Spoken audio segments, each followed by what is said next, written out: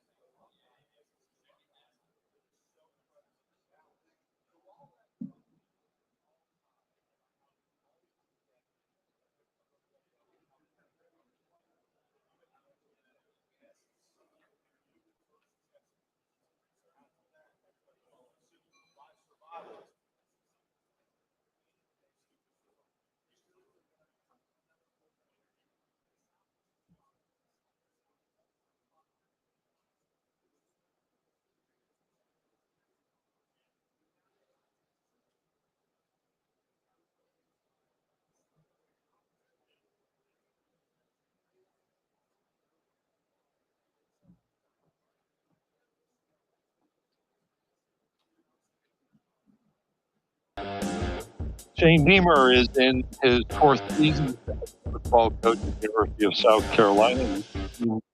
To that role in December of 2020, becoming the 36th head football coach in Gamecocks history. He owns a 20-18 record at South Carolina. He does have victories over 3 head coaches who've won national championships on their own: Jimbo Fisher, Mac Brown, and Dabo Sweeney. He and I were just comparing notes about our summer reading. He's an avid reader of history, an avid reader in general, an avid reader of history. Eric Larson books being the comparative of notes for us this morning. He's also spent some time getting away, even though being a head coach in the SEC is more than a full-time job. I've seen him zip lining, diving off a 100-foot platform, and attending a Kenny Chesney concert. He's here with his son Hunter, the head football coach at the University of South Carolina, Shane Beamer.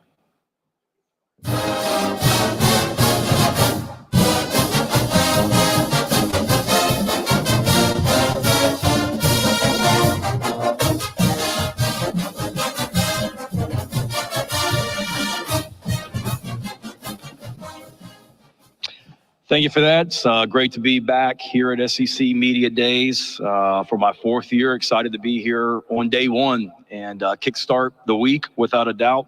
Very grateful still for the position that I'm in as a head football coach in the Southeastern Conference, obviously the premier conference in all of America on the field. And then we see each and every spring in the NFL draft as well. It's a destination conference, and that players and coaches want to be in this league. I always look forward to going to Destin each and every May for our spring meetings and just seeing the magnitude of coaches, football, men's basketball, women's basketball that are in this league, and being able to pick their brains is something I always look forward to. So thankful, as I say every year, and we'll never stop. Thankful for Greg Sankey and his leadership, knowing him through the years from a distance, but then getting a chance to work with him here in the SEC since I got hired in December of 2020. My respect for him has only grown. We'll always be grateful for his leadership that allowed us to have a college football season in 2020. And in this new era of college athletics, certainly glad that he's on our side and leading the way as well. And then welcome Oklahoma and Texas to our conference also. It's really neat being able to see some familiar media members from my time in Norman, and what a great statement about our league that those 2 schools have joined us as well. Appreciate you guys and all you do to promote our game and the sacrifices that you make as well, away from families throughout the season, throughout the year as well. and also a thanks to the SEC staff for putting this on. This is an awesome event, and I haven't been to other media days and other conferences, but I can't imagine it's as well run as this one, and there's so many parts that go into putting this event on, and it's a lot of fun as well. I was literally just upstairs on a bull about 20 minutes ago, and here I am on national television now 20 minutes later talking to you guys also as well. And then before I got started on anything else, certainly just wanted to send my thoughts and prayers to Lane Kiffin and his family on the passing of his dad, Monty, being the son of a coach as well. I know that relationship, and I know it's a tough time for the Kiffin family. I can remember when Lane went to Southern Cal as the head coach and Monty went with him. I wrote Monty Kiffin a letter just saying hello and introducing myself and telling him how much respect I had for him. And I got a phone call back from Monty Kiffin, which I thought was one of the coolest things, and just spent 20 minutes talking to me on the phone. So thinking of the Kiffin family and wish them well going forward as well. Really excited for you guys to get to know the three players that I have here with me today: Luke Doty, Alex Boogie Huntley, and Debo Williams, three guys that are great examples of everything that's right about college athletics in 2024. You hear all the things that are wrong about college athletics. Those guys are what's right about college athletics and what our program is about as well, which is why I brought them here today. All three guys have been a part of college football since 2020. Luke and Boogie are two guys that have been a part of the South Carolina program since 2020 and are invested in being Gamecocks. They're guys that have had opportunities to leave, either to transfer to other schools or go to the NFL, and all of them have stayed. Most importantly, all three of them are graduates of the University of South Carolina. Luke Doty is a South Carolina native, extremely unselfish, has started games at quarterback, has started games at wide receiver. He's a key special teams player for us as well. Loves the state of South Carolina. And as I mentioned, has already graduated, and he has been on the SEC academic honor roll every year in college. Alex Boogie Huntley, another one from the state of South Carolina, somebody when I was coaching at Oklahoma, we tried to recruit to Norman. Fortunately for us, now at South Carolina, we didn't get him. He's with us. Key player on our defense and has been a really key player for us on special teams also. He also has been on the SEC academic honor roll every year in college, and a returning captain. So we vote on captains at the end of the season at our place. We don't elect permanent captains before the season. We vote on captains at the end of the season. And Boogie was elected a permanent captain by his teammates last season as well, along with Debo Williams. Debo was one of the first people that we recruited when I was hired as the head football coach at South Carolina in 2020. That was in the height of COVID. There wasn't much of a recruiting class at that point. I think there were 11 or 12 guys that were committed that ultimately signed with our program that year, because signing day was about a week after I got hired. So we immediately tried to hit the portal, and Debo was somebody that we connected with. He was at Delaware, transferred down. I remember his very first day in Columbia. He didn't have to be at the facility and in the weight room until 8 a.m. And I walked in the weight room that morning at 6 a.m. and he was in there already by himself, just working to get ahead. And he has not slowed down since that day. Last season, 113 tackles, the most by a Gamecock since 2002. Led the SEC last year with 67 solo tackles. He also is a returning captain. But in addition to that, he's voted on by his teammates, our returning winner for defensive MVP, and also a first-team All-SEC linebacker as well. You look at our team right now offensively, obviously a lot of new faces. We've got to replace a lot of production, losing Spencer Rattler, our quarterback, and Xavier Leggett at wide receiver as well. New freshmen and transfers that have come in that will make us better, along with 4 new coaches: Mike Furry at wide receiver, Sean Elliott, our tight ends coach and run game coordinator, Marquell Blackwell, our running backs coach, and then Mike Shula, who we've brought in as a senior analyst and works closely with our quarterbacks as well. I see a lot of eyes that just popped up that don't cover South Carolina regularly that heard that Mike Shula's on our staff. So Mike's made us better along with all of those guys. We did some good things last year on offense. There's no question we have to run the ball better and protect the quarterback better than what we did last season as well. We started 3 true freshmen on our offense last year, 2 on the offensive line. Went through some struggles because of it, but we will be better for it going forward as well. We're young, we're talented, we're hungry as an offense, and the key is going to be how quickly we can come together. We've brought in a lot of production from the transfer portal that will help us do that. Defensively, it's year 4 in this system under Clayton White, our defensive coordinator as well. We've got to continue to grow. We played good defense down the stretch last season. We have to continue to do that as a defense, and we have to continue to be opportunistic on defense as well. We have led the SEC in takeaways since 2021. Being opportunistic, forcing turnovers, we've got to continue to do that and continue to grow from last season as well.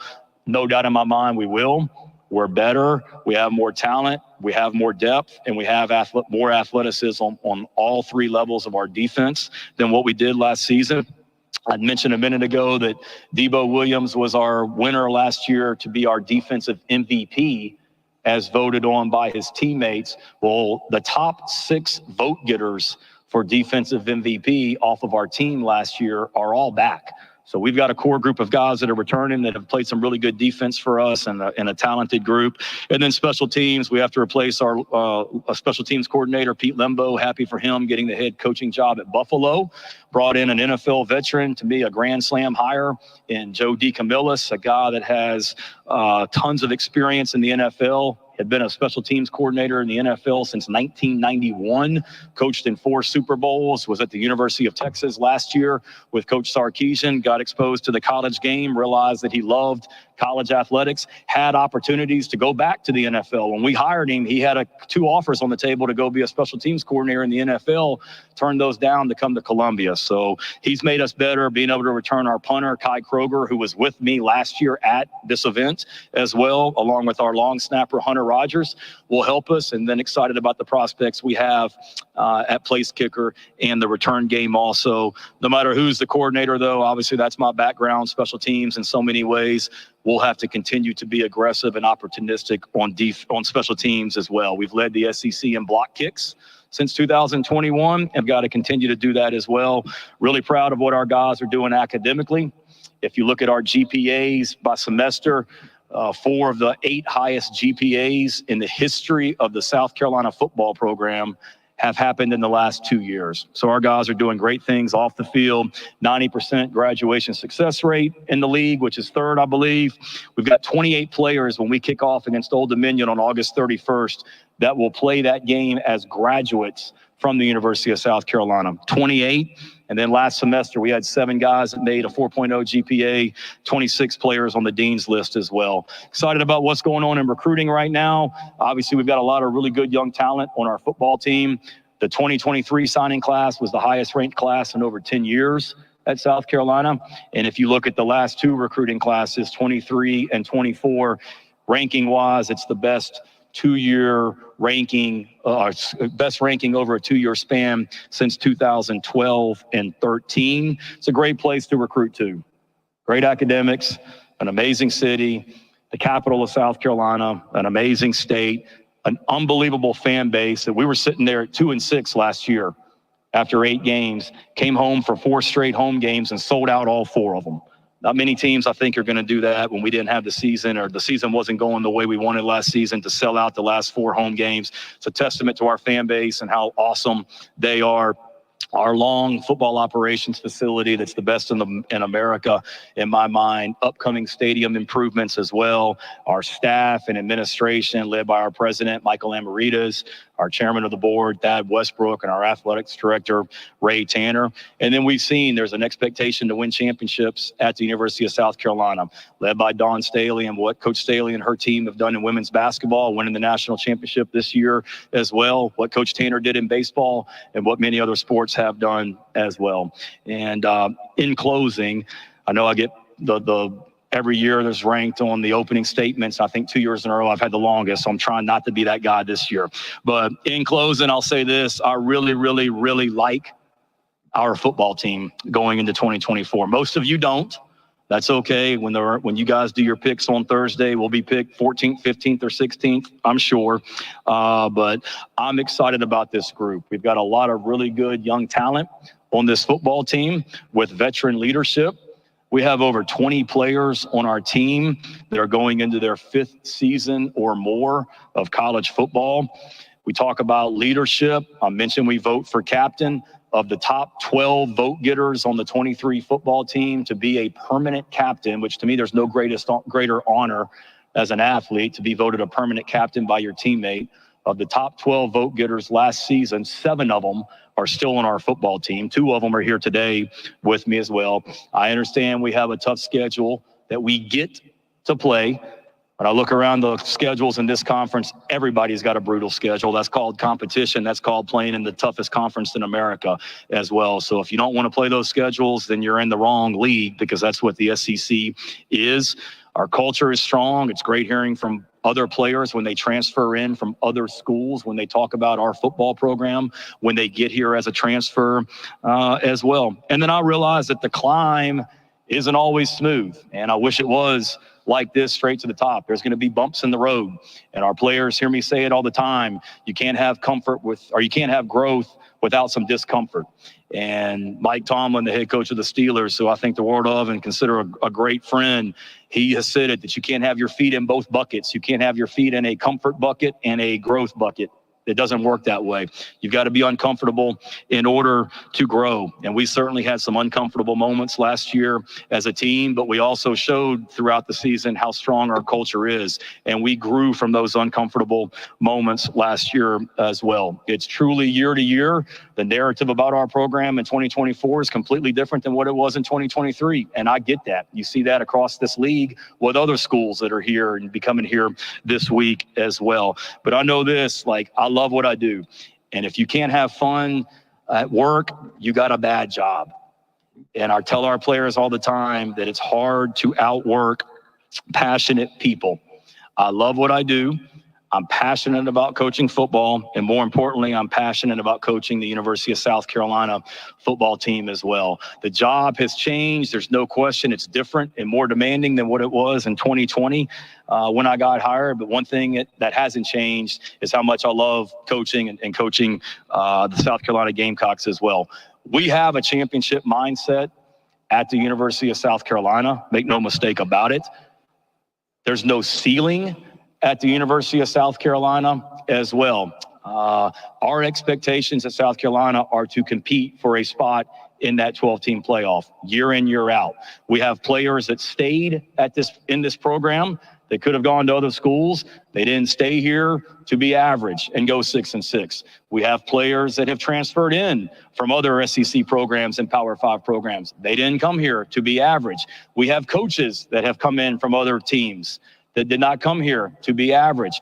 We have coaches that stayed, that turned down opportunities to go to the NFL and other Power 5 and SEC programs. They did not stay here to be average. The expectation at our place is to compete for championships and be in the mix for that 12-team playoff.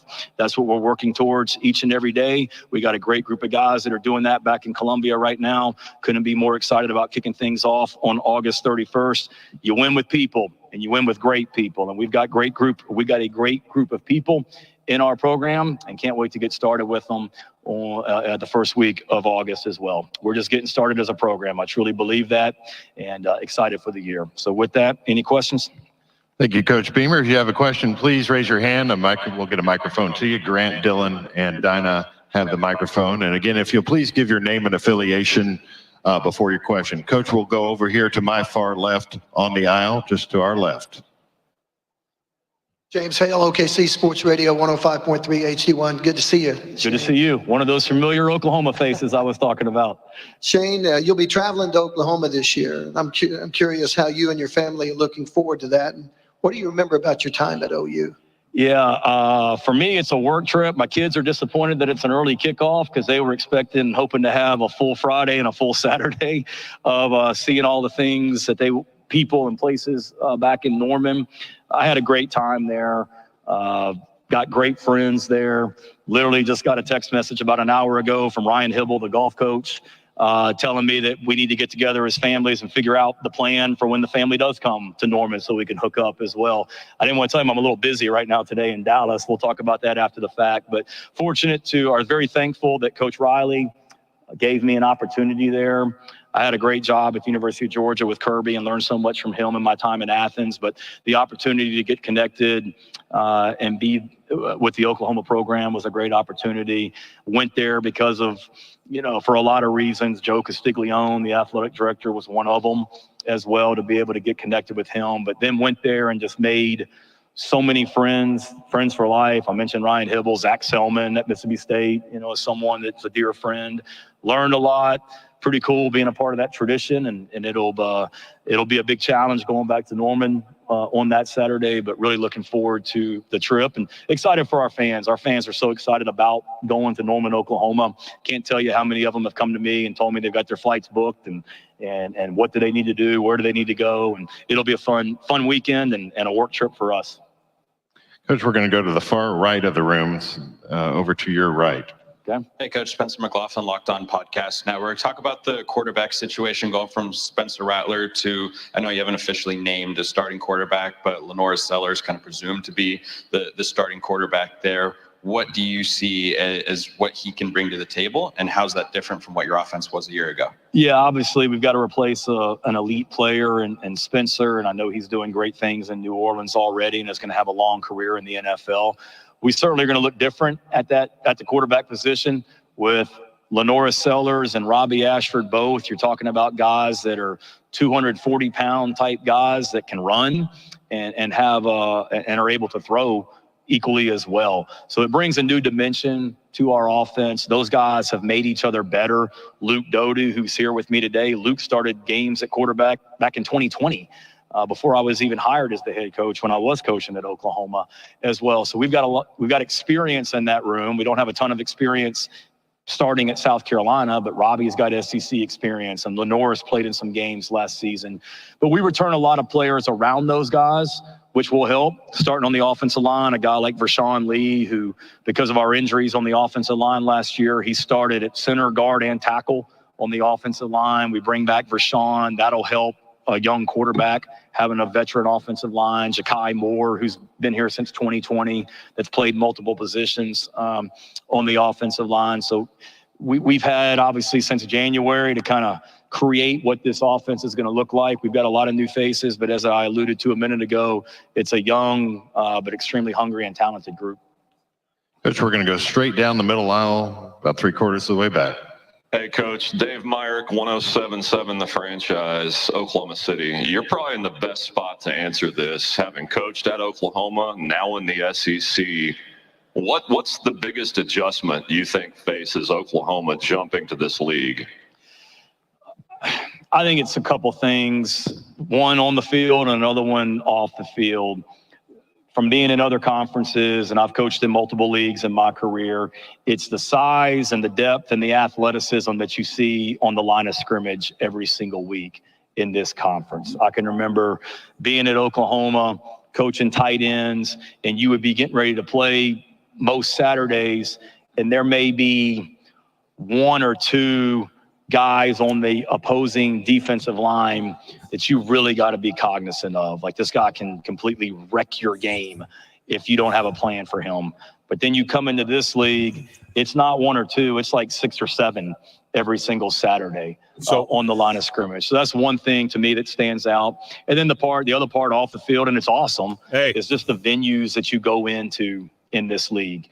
Being able, like, every single Saturday, it's an event in that town. And there's 80, 90, 100,000 people every single Saturday in this league. And there's nothing like it. Just the competition, the pageantry, it's special. It's something that I missed when I was not in this conference and I was coaching in other conferences, and excited that I'm So are you, part of the what's SEC. on the air right now? And don't get me wrong, like Oklahoma and Texas have played a lot of big time football games and are Okay, he two must have big-time recorded because I programs. just saw him in the To answer your question, in the just lunchroom. difference of what to expect. Those are two things. So that you're stand not out to hearing me that that I Shane think are a Beamer little bit stuff I'm different hearing than right other now? conferences. Coach, we're going to go straight in front of me, 3 rows back. Barry? Yeah, Barry Trammell, Tulsa World. Shane, you're at a program that's trying to build and reach the Alabamas and the Georgias. And Well, then they added Oklahoma and Texas. That's which good. We is got two it more cleaned up programs here, that so they got to figure it out. From But my perspective, you got to leap over. what How I does don't that make your understand job is why. tougher? And as a coach, do you do you say, what the heck are you doing here? No, I think it's great. It's a testament to Commissioner Sankey and our league that Oklahoma and Texas want to be a part of this conference. For one, competition is a core value of our program, Barry, and we're all about competing. And you want to compete against the best. You want to coach against the best, and that's what you get to do in the SEC. And I can't spend a ton of time worrying about the other teams in this league. For me, and I know it's cliche, it's doing the very best job I can each and every day for our program and trying to continue to move it forward. Recruiting, player development, our staff, you name it. How do we get better each and every day? And that's all I'm focused on. But I'll say this too, Barry, like we ain't far off. And we've had some fantastic wins over the last 3 seasons over teams that when you guys do your predictions, or the media and that people nationwide do their predictions of, okay, here's what we think the 12-team playoff. You're doing the 0-1 like thing, right, for Winchester? There's teams that are considered to be in the mix for that playoff that are teams that we have beaten in our 3 years here as well. So that's the one thing we got to do, is just continue to build and compete and get a little bit better each and every day and continue to put yourself in the mix for a spot in that playoff. And we're in a conference too, Barry, that the depth of this league is unmatched. So if you're one of the better teams in this conference, you're going to be in the playoff. And that's, all right, so we've shown that we have the potential to be that over the last few years. We'll get to the It will stay Sankey in the stuff. same section on the near aisle, right in the middle. Brad Crawford, 24/7 Sports. Coach, going back over those We'll get to the off-season Sankey narratives stuff in that the you've first mentioned, the segment. negativity outside we'll the top talk about 25. it, and then I'll tell you. What will it Go ahead take and to play get Gamecock football back to that late 2022 scenario? No, I take that back. Yeah, We I think just continuing the work. we won't you do the know, Sankey stuff I in the get first. it. 5-7 last year, Brad. Sankey It's stuff not what will be in the anybody second hour. expected. We were here last year, and we were somewhat of a feel-good story, and some of you guys were got picking brains. us to be a dark horse team in Yeah, I'm the gonna kill it SEC. here, Seth. And we went 5-7. And ultimately, that's my responsibility. But I also look at it that we weren't that far away from All right, those of you the listening on narrative the being stream, completely different. Shane Beamer as is going well. away. And when the season's over, like every head coach,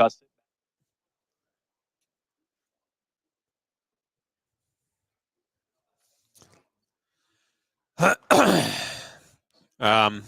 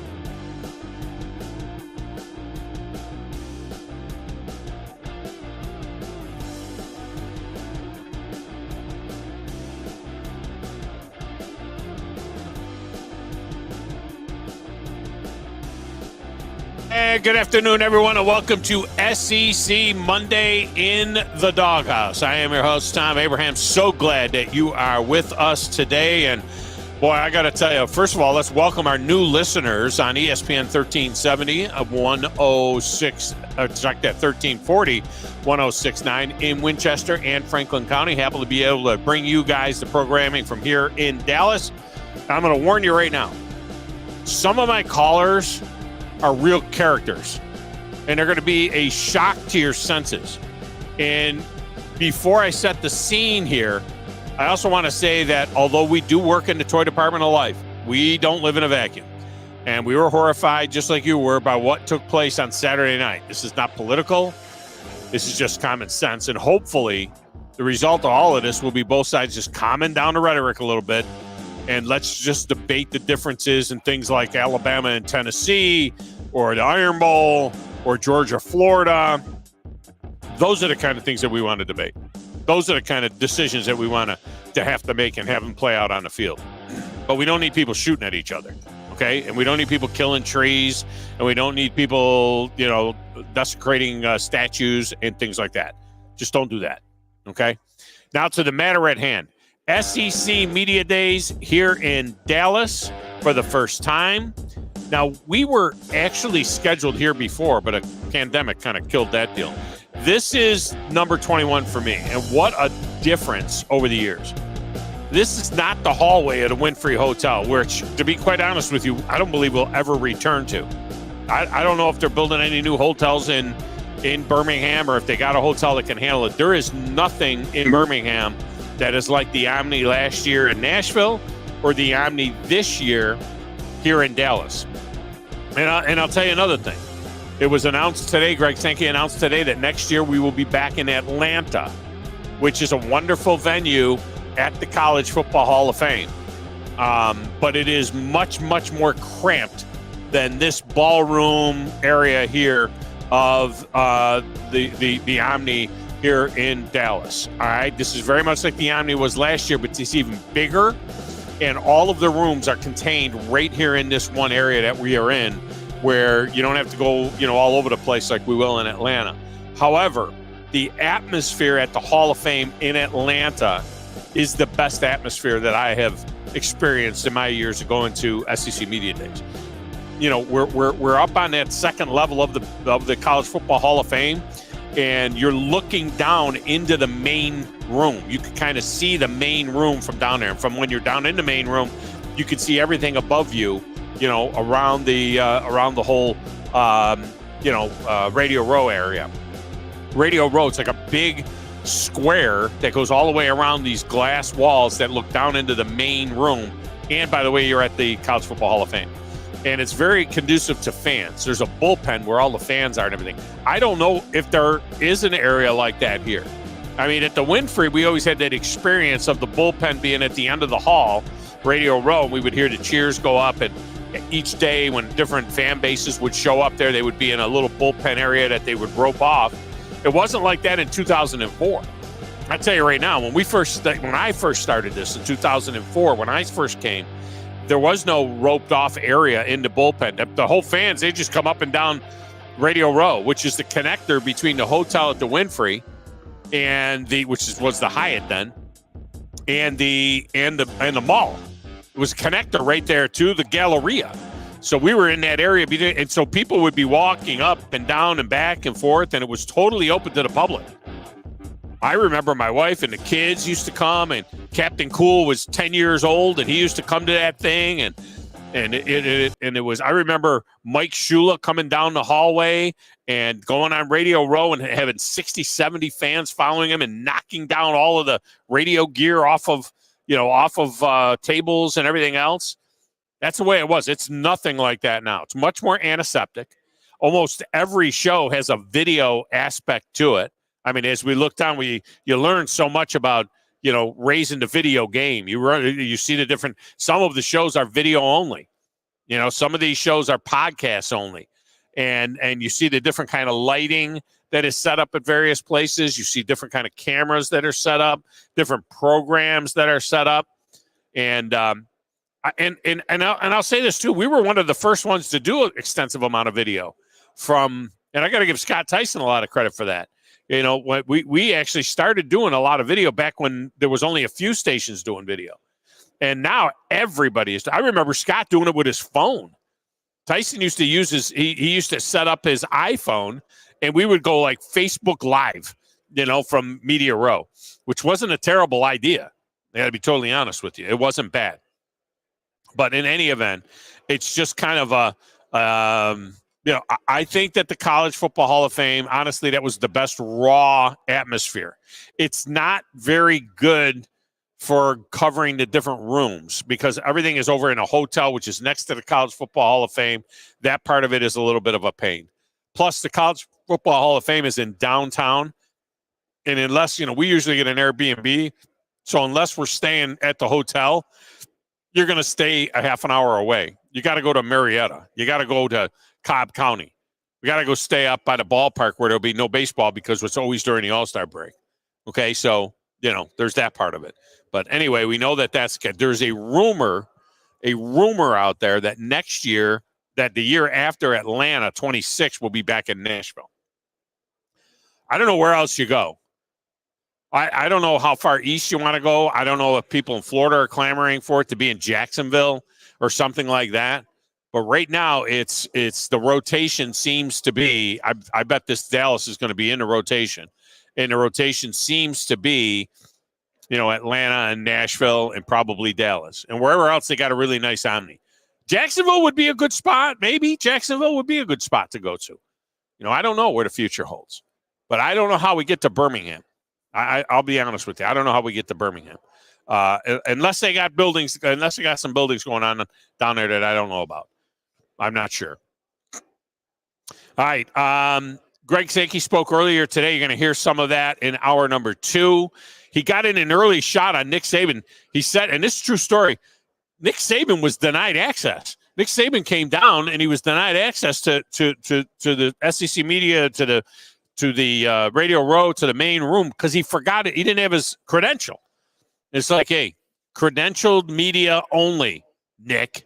And he had to go back. And luckily, he's staying here. He had to go back to his hotel room here at the Omni and go up and get his credential, or he wasn't going to get on the floor. Now, Sankey was asked after he got done with his opening comments, state of the SEC. 16 now, 16 tomorrow is what he talked about. There's a lot of now 16 strong, or there are banners here. I don't know if we've posted anything on any of that, but there are banners here that say now 16 strong. That's the theme. The theme here is all about 16. So, of course, immediately when he opened up to Q&A, he started to get pounded on 16. All right. He was pushing the point that it's 16 now, 16 tomorrow. At one point in time, he gets 3 questions in a row about the future expansion and staying in the footprint and contiguous states. And about the 3rd time he got asked about it, someone said to him, 16 now, 16 tomorrow? But what happens after tomorrow? And he got a little testy. It was asked in multiple ways, asked and answered. And we'll have that for you a little bit later on, and you can hear that. Brian Kelly and LSU were also featured today, along with Shane Beamer. Those of you that were listening on the video, on the feed, may have heard Shane Beamer there on Zone 2. Plus, Ole Miss and Lane Kiffin are here. Of course, Lane Kiffin's dead, passing away just a couple of days ago. I'm sure it's going to be a different mood. Maybe a more somber Lane Kiffin. His father had a wonderful life, 84 years old, though, passing away just over the weekend. And I don't know, typically he died on Friday. It wouldn't have been out of the realm of possibility that they would have been burying him today. And, so obviously I don't know if they was offered the opportunity to kind of switch days or move things around, but maybe the thought process was, you know what? Let's get this out of the way, and then we can get on. Then he can spend the rest of the week with his family dealing with his dad's passing. But he is coming up. You'll hear him live at 1:50. All right, we'll be checking out at 1:50 when Lane Kiffin takes to the stage, and we will be carrying him in his entirety all the way through 2:20. Okay, so that'll cut into Nick or to Paul Feinbaum. What'll be very interesting is Lane Kiffin will be on Feinbaum today at some particular point in time. And there has been some real angst between Lane Kiffin and Paul Feinbaum, mostly coming from Paul Feinbaum. And so it's going to be interesting to see, Paul and Lane and where that goes. Now, the fact that Lane's dad died, that might change a little bit of the vitriol. We'll see how that happens. Also today, Clark Lee and Vandy will close things out. We are going to get you to Kelly comments coming up in a few minutes. And then, as I said, Lane will be live at 1:50. The Ole Miss Rebels wide receiver Trey Harris is scheduled to slide by our set at some time in the second hour. And we'll see what else falls out. That is the way of media days. We will see what else falls out. But we will take some phone calls. All right, so if you want to jump on the line, we can do that. Plus, we have our first 4 team predictions as well. Anybody that's familiar with the show from in the past, I know we got new listeners today. Anybody that's familiar with the show in the past, though, we predict every single game in the SEC. We do the 4 teams each day that are being featured that day. So we're going to tell you what we think, we being me, think that what LSU is going to do. We'll get Chad's comments on that as well. And we'll make our predictions for South Carolina, Ole Miss, and Vanderbilt. Paulie in the Cape was trying to get in on the over-under on Vandy. It's 2.5. I mean, how do you not go over 2.5 if you're Vandy? I mean, their non-conference is Va Tech in Nashville. They got Elkhorn State and Georgia State. My God, they got to beat Elkhorn State and Georgia State. There's your 2. And then their other non-conference game is Ball State. I mean, are we saying that Vandy's not going to beat Elkhorn State, Georgia State, and Ball State? I mean, come on. I mean, they got to win 3. I mean, that's if they lose every SEC game. And at some point in time, usually they get somebody. Looking at their SEC schedule, they're not going to get anybody. And then they open with Va Tech. So I see why it's been set at 2.5. I would take the over on that anyway. So we'll have that for you as well. Now, lines are open right now, 256-576-4977. That works for everybody. I can't wait to see who the first phone call that we get out of Franklin County, out of Winchester area will be. But the phones are open for you as well. 256-576-4977 will get you in. Love to hear from somebody that's listening up in Franklin County. You can, and I'm not talking about Joe either. I mean, I'm talking about somebody else that's listening. Somebody that's not listening in the station, okay? You can text the show, 7329-TA-SHOW. 732-982-7469. That's exclusive to this show. And that has been, we have had that for 2008. How many years that is that? I mean, we've had that for like 15, 16 years. All right. So no matter what station I'm on, the text window is always open. 7329-TA-SHOW, 732-982-7469. That is a great way to communicate with us. Hey, I got to get Captain Cool to go corral Drew. Drew just made a lap. Drew DeArmond is our recruiting expert, and he just made a lap. He just waddled his way down this hallway, and then he turned around, came through, and he just waddled his way down the other hallway. Drew's just making the rounds. Drew is like a kid in a candy store here at SEC Media Days. So we're going to want to snag him at some particular point in time because Alabama picking up a couple of commitments over the weekend. And they are very, very close to having the number 1 class right now in all of college football. Depending on what ranking you look at, On3 has them with the number 1 class. I look at the composite. And I think that the composite is the one that shows them with the number 2 class, but it is just behind where Ohio State is. And Drew is going to come over right now. I'm going to snag him now because if I don't get him now, he's going to disappear. Is what's going to happen is he'll take off. And so he's going to grab a mic right now and jump online with us here.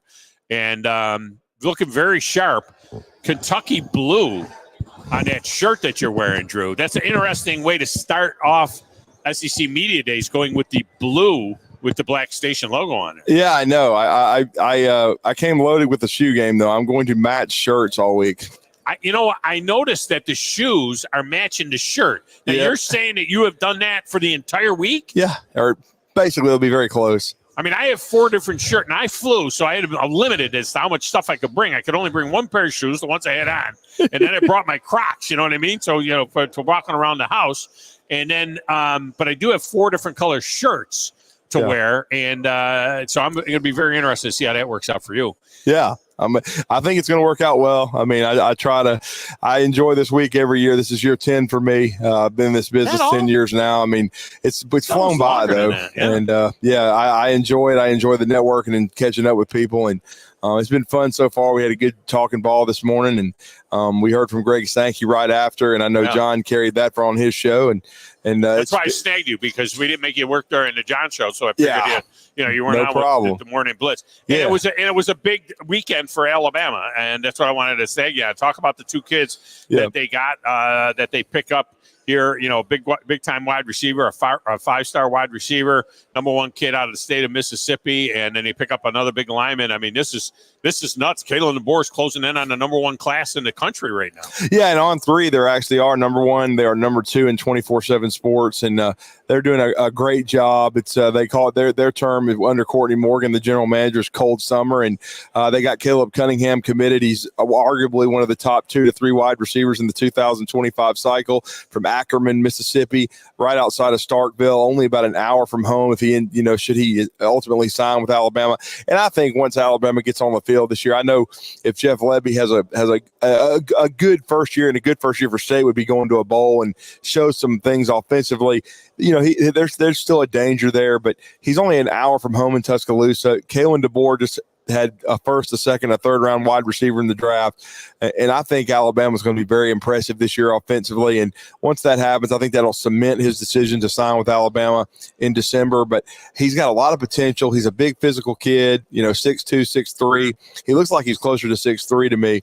I compared him to, maybe Cunningham now. Yeah, Caleb Cunningham. Yeah, they list him at 6'1", 190. But, yeah, he looks bigger than that to me. So, now he's not Julio Jones, but I see some similar traits. A bigger receiver, a physical guy, goes up and gets the ball, a guy that can get down the field vertically, but he can also do damage on the screen game. He's not afraid to get physical with the DB and go across the middle. He just seems to have the total package, and I think he's someone that Kalen DeBoer and staff, once they took over, they targeted him early, and they want a spirited battle. It's not over yet.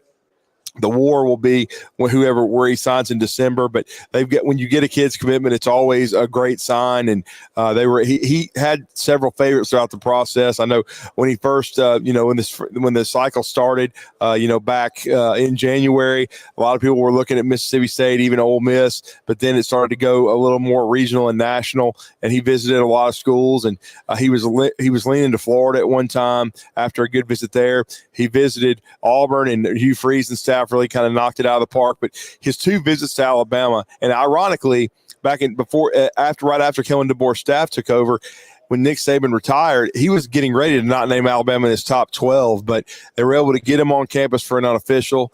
They quickly got into his top 3 or 4 and were even a favorite for a little while. And then when they got him back on campus this summer, for his official visit, he just really seemed to fall in love with the place. And it was just a matter of when he would go public. And he went public this weekend as a huge piece of the puzzle for Alabama.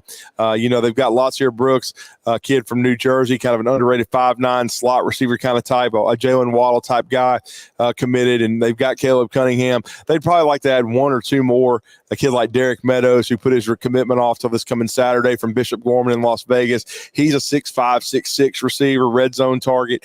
It's a guy that Alabama, Notre Dame, LSU feel good about. And then they've got another kid, Khalil Lockett, early August from Sawcheese, Texas. It's probably going to be either Texas or Alabama. So I think it's going to be a small wide receiver class, 3, maybe 4 if they can get the right 2. But I would lean more to 3. But it's looking strong right now, and Caleb Cunningham is a big part of that. And over the weekend, they lock up the #4 offensive tackle in the country, Ty Haywood. I say lock up. They get a commitment from him. Right. He's from Denton, Texas, just north of here in Dallas. And, and the timing of that is ironic, and that's a good pull if that commitment sticks. Being able to get him away from Texas A&M, Oklahoma, and the folks over here is a pretty good pull. Yeah, and he's a little bit light. He's a 285-pounder. Yeah. He'll grow. He's a really, really light on his feet, a really good athlete. He's originally from the state of Mississippi. He moved out to Denton, and it's interesting. He goes to Ryan High School, and we passed the Denton exit on the way over here to Dallas to be a part of SEC Media Days. And, he's a definite tackle prospect, though. You're right, Tom. line. Probably needs to get a little bigger and stronger, but he's a guy that can play either the left or the right side. From what I understand, for Kalen DeBoer and Coach Chris Capellic, who came over from Michigan State to be Alabama's offensive line coach, they consider him the number one tackle on their board. They put a lot of time and effort into getting him on campus and getting him committed. They have the number one, offensive line class in the country. There's no question about that. They got Mal Waldrop, a legacy kid from Central Phoenix City, the defending 7A state champions. He is going to be a center. They got a newly minted 5-star Michael Carroll from from Pennsylvania, who's going to be a big time guard. I think he could potentially play tackle, but I believe he's going to slide inside the guard. They got Micah DeBose, who had committed to Georgia last year during Nick Saban's final season, but they worked diligently to flip him from Georgia. He reopened his commitment committed to Alabama over LSU and Auburn. And DeBose is from Viger and Pritchard, which is always talented, always a lot of talent coming out of the Mobile area. He's going to be a guard. And then, just being able to secure these guys and get them committed this early is just huge. I mean, this signing class right now they got a ton of momentum. They've got a shot to get the number one class done. Georgia's far from done. Kirby's got the number 3 class, and they've still got some big fish out there. We know how Ohio State, they're trying to flip Anthony Turbo Rogers, the running back commitment at Alabama, the only running back in the class, and he committed during the Saban era. But again, during Saban's final season, he's now transferred back from IMG Academy back home to Carver Montgomery. We'll see if Alabama holds on to Anthony Turbo Rogers. But this is just a really, really good class so far. And I think they wanted to build it along the offensive and defensive lines. They've got 2 defensive linemen committed, and Antonio Coleman Jr. from Saraland. His father played at Auburn. And then London Simmons from the state of Mississippi. They need to get a couple more defensive linemen. But as far as offensive line, I mean, they have just absolutely hit it out of the park. And you got to give Chris Capellic and the coaching staff a lot of credit. Yeah, those of you that are listening on ESPN Winchester, he just did that. He just did that off the cuff. He just gave you about a solid 4.5 minutes right there. Boom. You guys missed Tennessee. I know you're a Tennessee Vols affiliate up there. You missed him talking about Tennessee last week. Maybe we'll replay that at one point in time. All right, I'm going to let you go, Drew. But before you leave, let me just let me get the shoe game in here. All right, and there you go. So if you thought we were kidding there you go. He's got these dude shoes on. Hey dudes that match his shirt. And now, did you bring more than one pair of breeches? Or are you going to be wearing the same black pants the whole time? No, I've got different pairs of pants as well, and I know John's going to work on that. But I've got my pants ready. John brought some torn jeans or something, like he thinks he's Joe Hunk or something. I don't know what he did. I mean, what is up with that? I mean, do I got to teach this kid everything? I got 4 pairs of slacks and 4 pairs of jeans, or 4 different shirts, and apparently John's going to be 1 pair of shorts shy. You can't keep me off like there, right there. You got to at least cue me up so I can plead my case. I don't have to really. I could just take shots at I you. have 2 black pairs of jeans, and I picked the wrong one because I was a little tired from the long trip. All right, and they had the holes in them. Okay, yeah. I spent all my money on the college football. No more vacations the week before. Please, don't worry. He'll figure it out. He's gonna get him a belt, and he'll be good the rest of the week. No belt. He forgot his belt. You know what I was thinking though? Pants are falling down. I was about to take a shoestring out of my shoe, and I was just about to tie it around and just come on. You're going to do Beverly Hillbillies. You're going to do the Beverly Hillbillies. Hit me with that. Man's got the new Balance. They don't even make those anymore with the white Reebok. My mom actually loved those shoes. She used to wear the seamless. Your mom used to wear them. Yeah, exactly. There you go. You said it all. You got 8 dudes on. I got a brand new pair of New Balance on. In front of all my friends, man. You bring your A game. You're supposed to bring your A game. Come on. And I wanted to tell you listeners too, nice. But I do think Alabama could get some more news this week. We'll see, because as I said, Meadows will commit on Saturday, as will Floyd Bukar. He's a defensive lineman out of Miami Central High School who was at Mobile Christian. He's got it down. Alabama, Oklahoma, LSU are right in there. He's a big time player. Miami's in there as well. Alabama is recruiting him hard. Him and Derek Meadows, they could both commit to the Tide. So I think the good news is far from gone. And I'll be remiss. I didn't talk about Jackson Lloyd. He's the 5th offensive lineman in that class, and he's a 5-star level guy. He's the number 1 player in California California. So Kalen DeBoer's staff has a lot of ties to the West Coast because of their time at Washington and Fresno State, and they've certainly taken care of that. And don't forget Courtney Morgan, the general manager, is a Los Angeles native, even though he played at Michigan. You want to say anything nice about Tennessee for the people who are listening on ESPN Winchester, the home of Philip Palmer? I will just say this. You had to throw in there. I'm not throwing in the home of Philip Palmer. Yeah, I'm not going to mention the last two words. I'm not a big fan of that guy, but I will say I do think that Nico Iamaleava's got a chance to be really special. I think he's a really good player, no doubt about it. And I'm just glad you could say it. I can't even say it. I've been working on it, but I think they got a chance to have a good offensive football team. They need Brew McCoy back healthy, no question about it. And from our state, Squirrel White, I think he has a chance to have a really good year as a big play wide receiver and potential punt returner for the Vols. There you go, Drew DeHarmon. All right, Drew, continue your lappage. I know you were making laps around the room here when we saw you. Going to lunch, man. Thanks, guys. All right, go enjoy that. That's exactly right as well. He can enjoy that chow. All right. Speaking of, might as well bring in, Chad's back in the studio, doing yeoman work right now, playing a Patterson Matter and a Stacks and Wax. But he's there all day long, not just for my show, for everybody's show. He's making sure that everything sounds good, keeping us on the air, taking care of business back there. And it's the one and only Coach Grizz.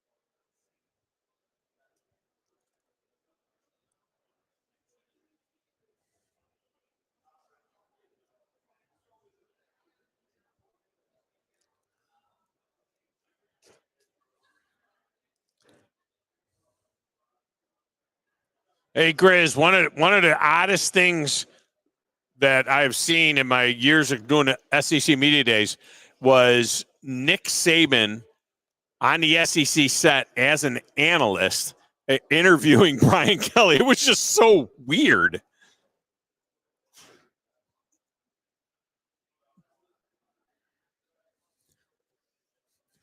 Yeah.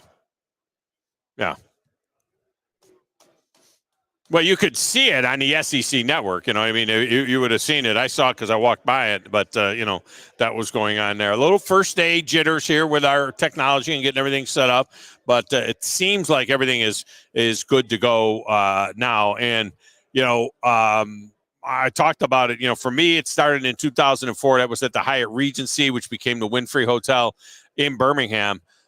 Grizz, I don't think this thing can go back to Birmingham. I honestly, I don't know what hotel they got that has this kind of facility, enough room to handle 1,100 media like they've got now. It was fine when it was 300, but I don't think they can handle it now.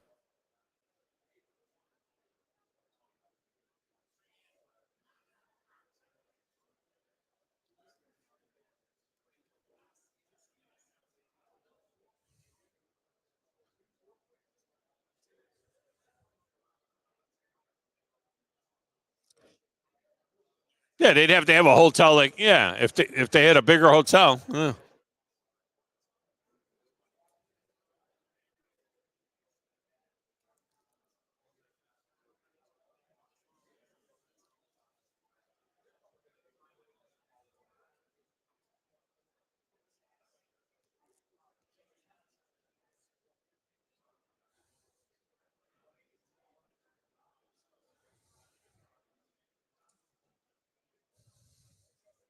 How much? Well, it's never going to be outside of where, it's always going to be within the footprint. The question is, can they? Yes, the league office is always going to be in Birmingham.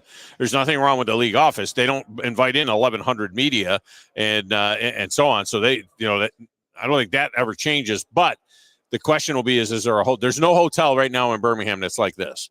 The Winfrey was state of the art 20 years ago. There's nothing like this. There's nothing like the hotel in Nashville at the Omni there, and there's nothing like the College Football Hall of Fame. They don't have what Nashville, Atlanta, and Dallas have in Birmingham right now. I think we'd have a better shot of putting it in Huntsville than they do in Birmingham, to be totally honest with you. All right, let's get a break. When we come back, Brian Kelly, we'll take a listen to what he had to say about his LSU Tigers. Are they not a contender? Number one offense in the country last year, struggled on defense. Brian Kelly, we'll hear from him next, right here on the Tom Abraham Show.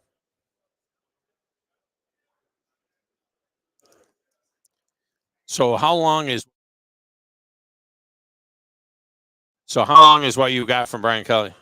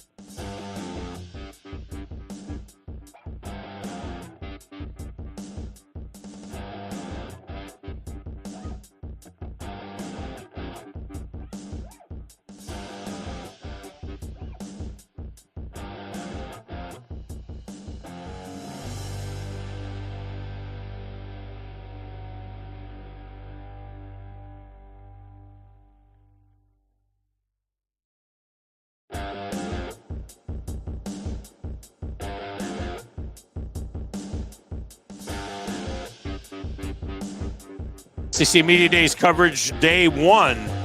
I'm Tom Abraham.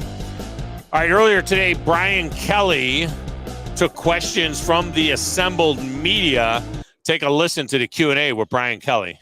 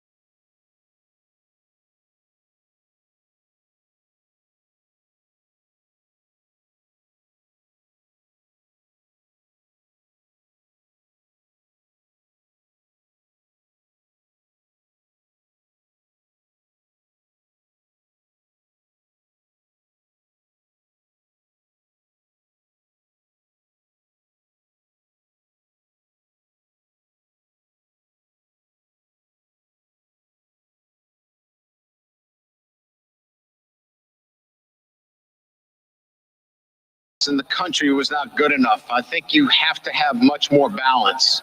So the balance that we need is offensively and defensively, we've got to be able to complement each other. And we didn't do that last year. So what we're going to need is that complement on defense. We're going to have to play better defense this year. And I think we've made the necessary strides in the offseason to continue on that growth.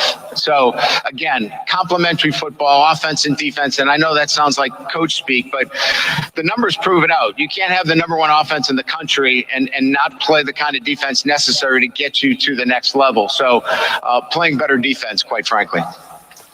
Coach, we're going to go over to our right in the right section. Run the far side to the right. Hey, Coach. Over here. Hey, Coach. What do you? Alex Dunlap, Orange Buds. What was the sales pitch to Bo Davis, and what does he bring as an on-field coach and as a recruiter? The sales pitch was certainly his opportunity, to rebuild the pride and tradition of LSU's defensive line. There is a great and rich tradition of LSU football, and I think that had something to do with it. He wanted to be the architect of bringing that back. His ability to motivate, his ability to teach technique. He's demanding, never demeaning.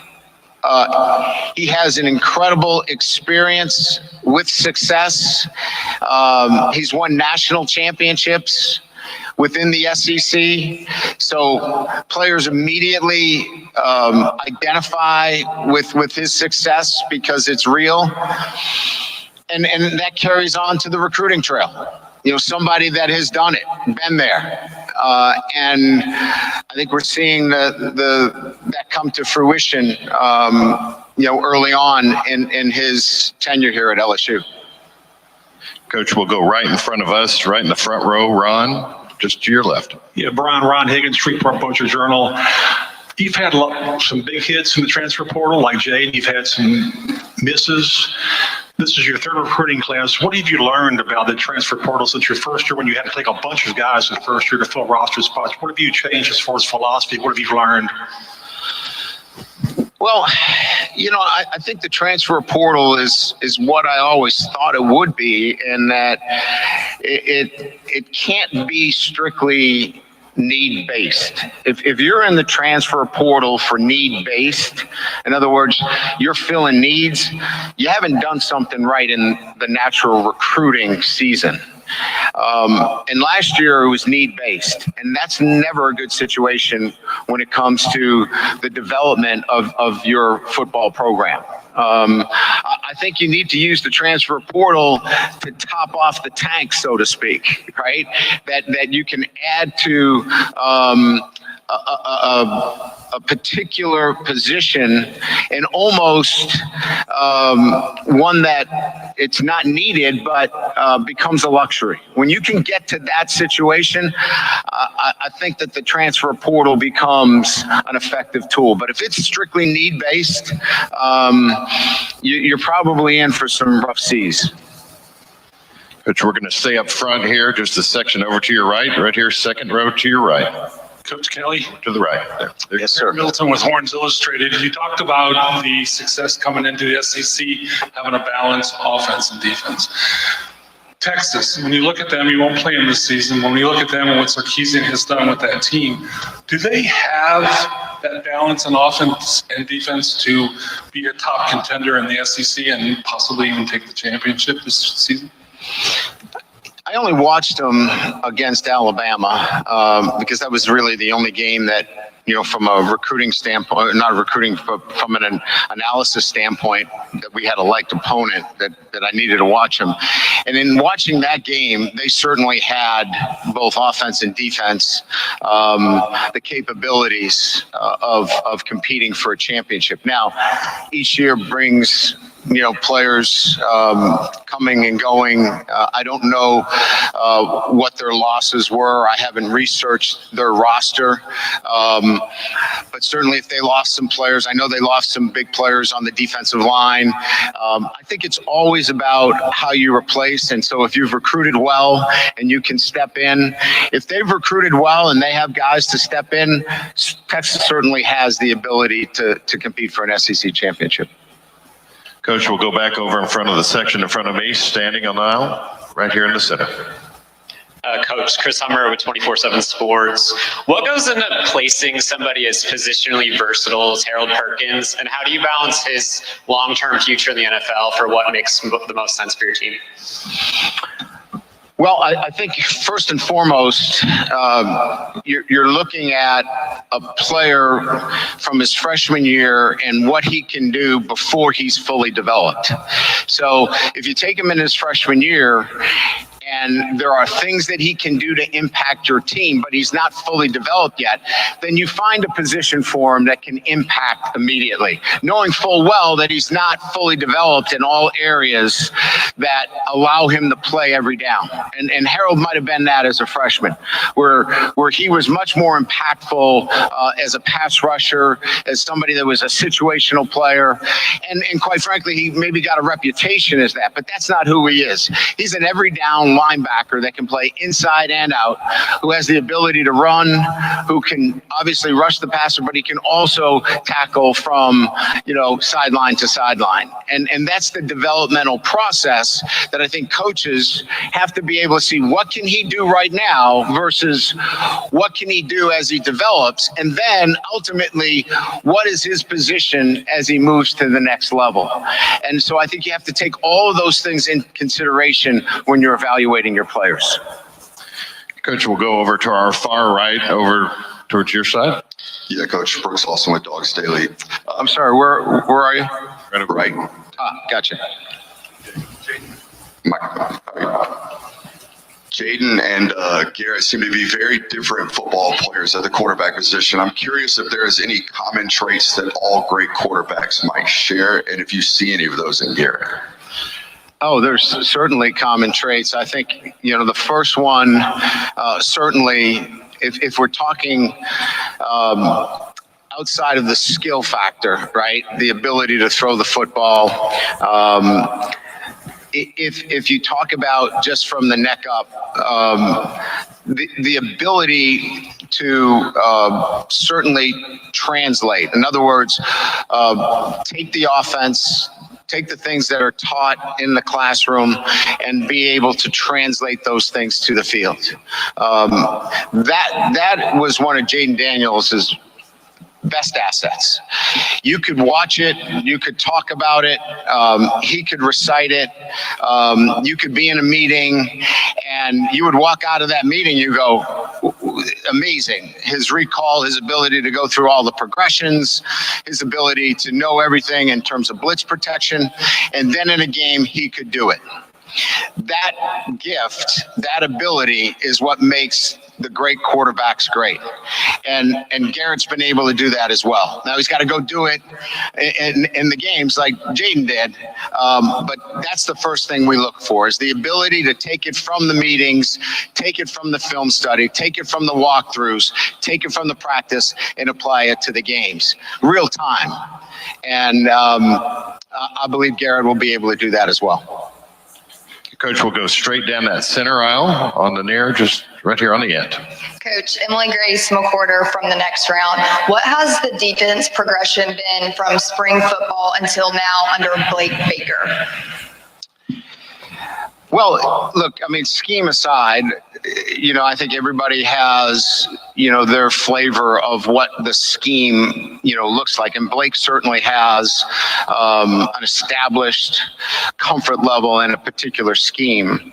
But it's relationships. It's getting players excited about stepping on the field. It's about players truly wanting to be part of those 11 guys running, hitting, being part of that unit, and Blake's ability to orchestrate that, to bring that together, is what's been the piece that is really evident. Okay, we're going to go over to the section on the right on the aisle. Over to your right, Coach. There's Ralph.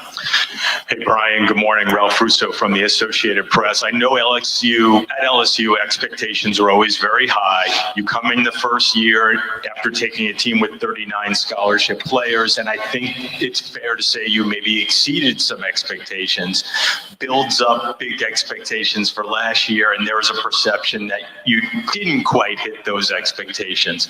In the real world, in year 3, how do you view the progression to get to now? Do you feel like the expectations were too high last year? And again, how does the build look in year 3, knowing where you came from? The easiest way for me to answer the question is that I don't deal in expectations. I deal within a process of how we do things on a day-to-day basis. And I know that's not the answer you want, Ralph. I mean, so we don't deal on a day-to-day basis with those expectations as much as are we doing the things necessary that allows us to stick with our process, because we're not about the results as much as are we making progress towards our ultimate goals. And our mission is certainly to win championships. And I get how we get to that conclusion. We didn't win a championship. We're in year 3. This is the most accountable this group has been. There's trust within the group. This will be the deepest team that we've had. So I don't know what that's going to be relative to the expectations. All I can do is continue to work towards what our process is. And then whatever those outcomes are going to be evaluated externally. And I don't control those. I control what our process is and how we go to work every day. And I can tell you in year 3, I've had really good success with getting our football team to be the most accountable, the most trusting team that I've had here at LSU. And that's usually been pretty good at my other stops. Coach will go right in front of me, my podium here, Eric, right here on the aisle. Good morning, Coach. Eric Bailey with the Tulsa World. Just want to get your thoughts on Oklahoma's addition to the SEC and Brent Venables' job in his first year building that program. I think what I was really impressed with Coach Venables' job was just the bounce back and the ability to overcome some adversity. Certainly, as a first-time head coach, having some adversity and really learning on the job and coming back and having an outstanding season this past season. I think, they've got a great quarterback. I just think they're another outstanding football team with a great history and tradition. I got the privilege of playing them, a few times when I was at Notre Dame, and it's a great atmosphere. I played them when I was at Cincinnati. I think it's just a great tradition, great program.